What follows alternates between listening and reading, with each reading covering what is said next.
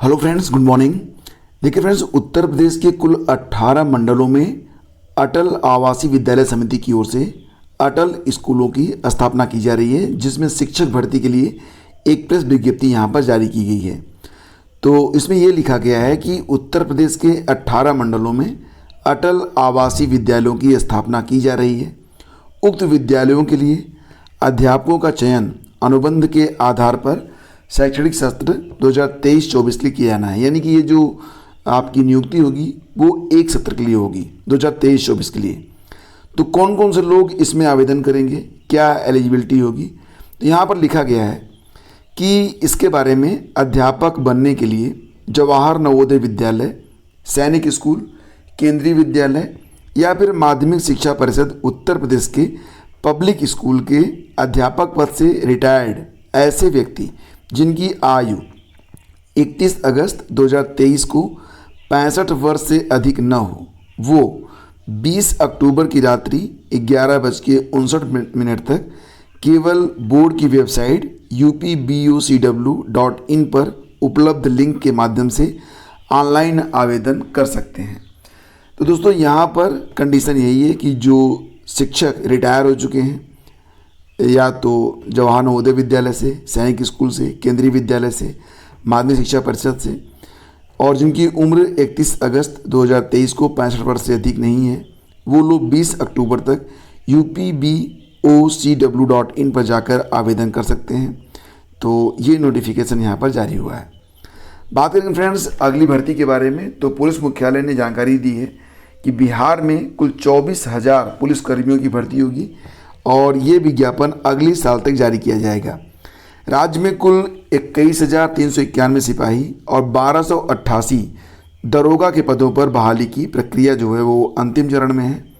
अगले साल यानी कि 2024 में 24,269 पदों पर पुलिस कर्मियों की बहाली को लेकर तैयारी शुरू हो गई है। फिलहाल बिहार में तो बाहर है। शिक्षक भर्ती के बाद बड़ी संख्या में यहाँ पर पुलिस कर्मियों की भी भर्ती हो रही है।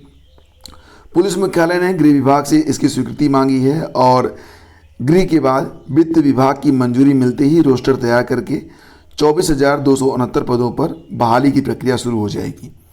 कुल 24,269 पद हैं। इसमें 19,469 सिपाही और समकक्ष, 2,800 सिपाही चालक और 2,000 दरोगा और समकक्ष के पद रहेंगे। तो विज्ञापन जो होगा ये अगली साल जारी किया जाएगा।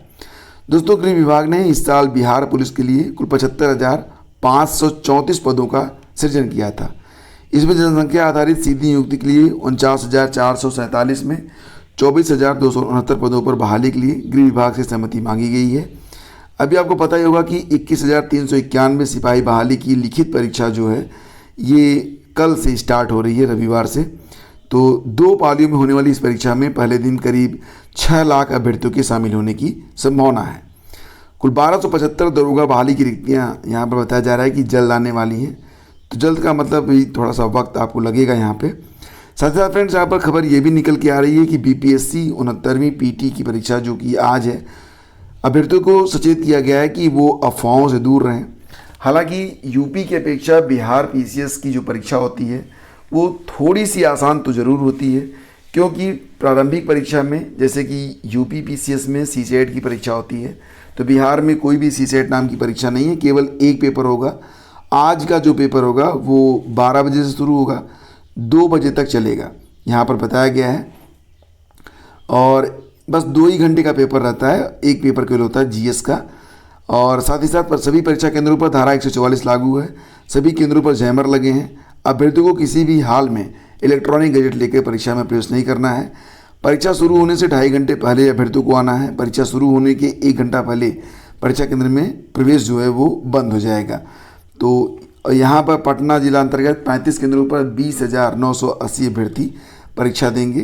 तो काफ़ी तैयारियाँ यहाँ पर की गई हैं। अभ्यर्थियों से कहा गया है कि अफवाहों से दूर रहें और अपनी परीक्षा पर फोकस रखें। और अब बात करें तो यूपी बिहार से कुल 1,93,000 अभ्यर्थी जो हैं वो SI भर्ती परीक्षा में शामिल होंगे। ये परीक्षा जो है वो 3, 4 और 5 अक्टूबर को होनी है। परीक्षा में यूपी के आगरा में 7 केंद्रों पर 21,185, बरेली में 3 केंद्रों पर 9,557, गोरखपुर में 3 केंद्रों पर 5,805। इसी प्रकार से जो अभ्यर्थी हैं वो शामिल होंगे, जो कि आंकड़े यहाँ पर दिए गए हैं। तो कर्मचारी चयन आयोग की तरफ से दिल्ली पुलिस और सेंट्रल आर्म्ड पुलिस फोर्स में उप निरीक्षक भर्ती परीक्षा 3, 4 और 5 अक्टूबर को होनी है। एसआई भर्ती 2023 परीक्षा के लिए देश भर से 8,17,838 अभ्यर्थी जो हैं वो पंजीकृत हैं। और रही बात डीएलएड की फ्रेंड्स, तो जैसे ही आपको पता है कि बीएड को बाहर किया गया प्राइमरी शिक्षक भर्ती से, तो अब डीएलएड वाले जो कॉलेज हैं जो कि काफ़ी दिनों से बंद चल रहे थे, अब उनको फिर से ऐड करने के लिए यहाँ पर विज्ञापन जारी किया गया है। तो डीएलएड कॉलेजों की संबद्धता के लिए 5 साल बाद आवेदन मांगे गए हैं। और उत्तर प्रदेश में परीक्षा नियामक प्राधिकारी कार्यालय के सचिव अनिल भूषण चतुर्वेदी ने शुक्रवार को सूचना जारी करके एनसीटीई से मान्यता प्राप्त डीएलएड प्रशिक्षण संस्थान शैक्षिक सत्र 2024-25 से संबद्धता के लिए 20 अक्टूबर तक अपने जिले के डायट यानी कि जिला शिक्षा और प्रशिक्षण संस्थान कार्यालय में आवेदन करने का मौका दिया है। तो जो कॉलेज बंद हो चुके थे वो भी अब पुनः आवेदन कर रहे हैं कि उनको भी मान्यता मिल जाए, क्योंकि डीएलएड का क्रेज जो है वो फिर से बढ़ रहा है। और पीसीएस की परीक्षा समाप्त हुई। पीसीएस मुख्य परीक्षा में पहली बार शामिल यूपी विशेष के पेपर में पूछे गए सपाट सवाल, विषय की समझ की हुई परख। तो जैसा कि आप लोग जानते हैं कि कुल 94% जो अभ्यर्थी रहे, जो उपस्थिति है वो लगभग 94% रही। स्केलिंग का विवाद खत्म हो गया, क्योंकि पहले विषयगत परीक्षाएं होती थी तो इसमें स्केलिंग की प्रक्रिया अपनाई जाती थी। अब जहां पर विषय था वहां पर 2 पेपर यूपी स्पेशल कर दिए गए हैं। तो सभी पेपर जो हैं वो ख़त्म हो चुके हैं। सभी क्वेश्चन पेपर अगर आप चेक करना चाहते हैं कि क्या क्या पूछा गया, कैसे पूछा गया, क्या प्रारूप रहा, तो क्वेश्चन पेपर मैंने studyvidgyanprakash.com पर अपलोड कर दिया है।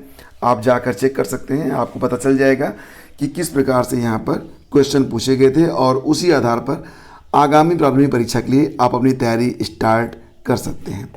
तो दोस्तों ये थी आज की न्यूज़ अपडेट। मिलते हैं आपसे अगले वीडियो में। आज्ञा दीजिए, नमस्कार, जय हिंद। और हाँ, चलते चलते पुनः आप लोगों से कहना चाहूँगा कि पीटी की परीक्षा में अगर आप 95+ स्कोर करना चाहते हैं तो इसके लिए एक सुनियोजित रणनीति बहुत ही इम्पॉर्टेंट है। कौन कौन से ऐसे टॉपिक हैं जिस पर फोकस करके आप अपने स्कोर को बेहतर कर सकते हैं, इसके बारे में पूरी जानकारी, साथ ही साथ PYQ यानी कि पिछले साल जो प्रश्न पूछे गए हैं खासतौर से मैथ और रीजनिंग के, अब इन प्रश्नों को हल करने के लिए एक बार अगर आप देख लेंगे तो ऐसे ही प्रश्न आगामी पीटी में भी आएंगे, तो निश्चित रूप से आपको बहुत फ़ायदा मिलेगा। तो मैथ और रीजनिंग की प्राप्त तैयारी, साथ ही साथ जीएस की तैयारी के लिए आप लोग हमारा जो नया चैनल है उसको सब्सक्राइब अभी कर लीजिए। चैनल का नाम है ओनली जीएस मास्टर क्लास। जी हाँ दोस्तों, ये IAS PCS मास्टर क्लास को मैंने रीनेम कर दिया है, तो अब इसका नाम होगा ओनली जीएस मास्टर क्लास। इसका जो लिंक है वीडियो के डिस्क्रिप्शन में है, एक बार ज़रूर चेक कीजिएगा, आपको बहुत फ़ायदा मिलेगा। Thank you so much.